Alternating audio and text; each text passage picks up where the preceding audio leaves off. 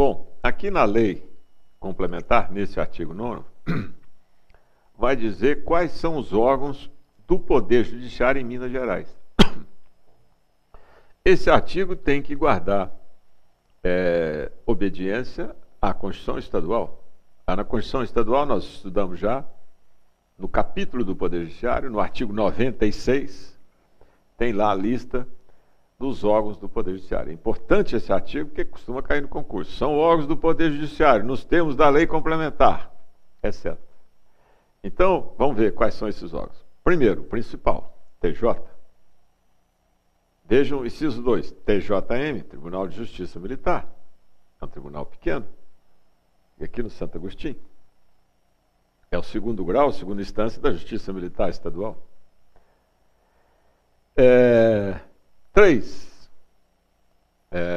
Turmas recursais era anteriormente, agora ele foi cortado. Né? Turmas recursais era onde se julga recursos das decisões dos juizados especiais.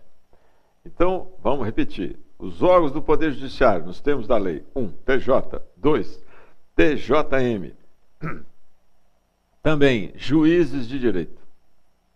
É curioso falar assim, mas pessoa não é a pessoa, o cargo que exerce. Os juízes, todos os magistrados, são órgãos do Poder Judiciário. Aqui em Minas, Poder Judiciário, o juiz de direito, que é o juiz que exerce a função de julgar, é jurisdicional, na Justiça Estadual é o juiz de direito. Todos são concursados, são mais de 900 juízes. E os tribunais do júri. Então são órgãos do Poder Judiciário, TJ, TJM, juiz de direito e os tribunais do júri. O que são tribunais do júri? É uma expressão que significa o seguinte: quando aqui no Brasil alguém comete um crime e esse crime é classificado como doloso, teve a intenção, contra a vida, são apenas 4 tipos de crimes dolosos contra a vida. Homicídio, é o mais comum. Infanticídio, quando a mãe mata o filho logo após o parto. Aborto, quem pratica ou quem ajuda. E instigação ao suicídio. Então, em toda a comarca, havendo um crime desse, ele, em vez de ser julgado pelo juiz, o réu, o criminoso, ele é julgado por um grupo, por um júri, por os tribunais do júri. São 7 jurados. O juiz que preside o julgamento, mas quem decide e julga são os jurados. Então, esses tribunais do júri são formados quando houver necessidade de julgar alguém. Esses que são formados, tribunais do júri, eles são órgãos do Poder Judiciário. Então, TJ, TJM, juiz de direito, tribunais do júri. E o que mais? Conselhos e juízes de direito do juízo militar. O que são isso? Na Justiça Militar, lá não se fala em comarca. Lá não tem vara. Lá, em vez de vara, se chama auditoria. Aqui em Minas são apenas 3 auditorias, também aqui no Santo Agostinho, no bairro Santo Agostinho. Então, são 3 auditorias. Cada auditoria tem ali, dirigindo os trabalhos, presidindo, um juiz de direito do juízo militar. São 3 titulares e 3 substitutos só. Fizeram concurso. E toda auditoria, além desse juiz de direito, quer dizer, tem ali funcionando também um conselho de justiça militar. Conselhos são 5. É esse juiz que faz parte, que preside, e 4 juízes militares. São militares que vão ficar 3 meses ali, depois sai, vem outros. O juiz não, ele é fixo. Ele tem conhecimento jurídico, ele que vai redigir. Os juízes militares, eles têm que ter uma patente igual ou superior à do réu que estão julgando. Então, órgãos do Poder Judiciário, TJ, TJM, juiz de direito, tribunais do júri, conselhos e juízes do juiz de direito do juiz militar e juizados especiais. Juizados especiais, nós vamos estudar mais à frente, é como se fossem varas especiais, onde se vão julgar causas da competência do juizado, se possível, até 40 salários mínimos. Se for crimes, com pena máxima de 2 anos. E as contravenções. E agora vejam a novidade, 2016, recente, dia 3 de maio, veio alterado por essa lei 139, que alterou. Então, também são órgãos do Poder Judiciário, além do TJ, TJM, juiz de direito, tribunais do júri, conselhos de juízes de direito do juiz militar, juizados especiais, juízes de direito substituto de 2º grau. Essa figura, que agora está começando a ser funcional lá no TJ, são juízes quando os desembargadores, todos eles, como todo juiz, têm 60 dias de férias, às vezes ainda tem férias prêmio, então muitos estão sempre de férias, afastados. E os órgãos ali ficam prejudicados, sem quórum. Então são convocados juízes para substituir.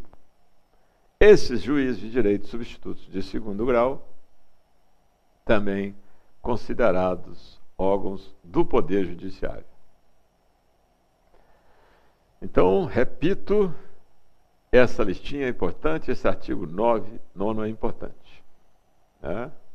Futuramente, a Constituição Estadual deverá ser alterada também para guardar essa observância aqui. Agora vem artigos, vem parágrafos, vem dispositivos que nós já vimos lá na Constituição Estadual ou na Constituição Federal, às vezes em ambas. Por exemplo, os julgamentos dos órgãos do Poder Judiciário serão públicos. Isso está lá na Constituição Federal, está lá no artigo 93, inciso 9. Os julgamentos são públicos, a não ser algum caso especial que a lei permite e que o juiz, preservando a intimidade dos envolvidos, limita a presença aos advogados ou suas partes. Mas, em regra, o julgamento é público. E as decisões, quaisquer delas, têm que ser fundamentadas. Tem que ter um fundamento. Por que você está mandando prender? Por que você está mandando soltar? Por que você está condenando a fazer isso? Ou não deixar de fazer aquilo? Tem que ter fundamento. Senão, a decisão é nula. E está dizendo que, em alguns casos, sem prejuízo de indeterminados atos, a presença é limitada aos advogados e seus defensores públicos, ou às partes, ou somente aqueles, quando o interesse público assim exigir. Mas, em regra, os julgamentos são públicos, as decisões fundamentadas. Tem que expor as razões, os fundamentos. Agora, e as decisões administrativas, que todos os dias são tomadas? Elas deverão ser motivadas. O que é motivada? É, de certa forma, sinônimo de fundamentada. Tem que apresentar os motivos pelos quais se está tomando aquela decisão. Por que você está comprando, fazendo aquisição de determinado bem sem licitação? Tem que ter os motivos, tem que ter as razões, tem que apontar os dispositivos da lei que sustentam aquela decisão que se está tomando. E as decisões disciplinares? Essas, que são espécies de decisões administrativas, essas, além de motivadas, deverão ter voto da maioria absoluta de seus membros, ou então do órgão especial. Isso também está lá na Constituição Federal, no artigo 93, inciso 10. Também está lá no artigo 98 da Constituição Estadual, inciso 10. Então, ressalvado o disposto no artigo 10, esse artigo que não será cobrado do candidato, que é o maior, imenso, porque ele tem a relação das comarcas, quantas varas tem, quais os municípios que fazem parte. Então, ressalvado o disposto ali, o que está dizendo? Quais são os juízes, tal e tal. Em cada comarca terá um juiz de direito, pelo menos. Um tribunal do júri, que vai funcionar quando tiver criminoso, e outros órgãos que a lei assim instituir. Parágrafo 4º. O órgão competente do TJ, o órgão especial, determinará a instalação dos órgãos jurisdicionais de 1º e de 2º grau, instituídos por lei no Estado, incluído os juizados especiais. Então, repare, o órgão especial se começa a perceber que é o órgão mais importante do TJ, ele que toma as decisões mais importantes. Parágrafo 5º, apenas vai dizer que lá no tribunal, né, fica assegurada sustentação oral aos advogados.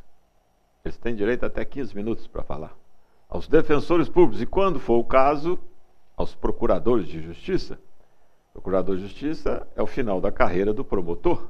Ele atua lá no Tribunal de Justiça. O promotor atua na primeira instância. Toda comarca não tem uma vara, não tem um fórum, não tem um juiz de direito. Toda comarca tem um promotor de justiça. Na carreira, o promotor um dia se torna procurador de justiça, que ganha igual ao desembargador. Então, às vezes, tem processo que é o procurador de justiça que é o que dirige, né? Então, nas sessões de julgamento, os advogados têm assegurado, fazendo previamente a inscrição, a fazer sustentação até 15 minutos. Os defensores públicos também.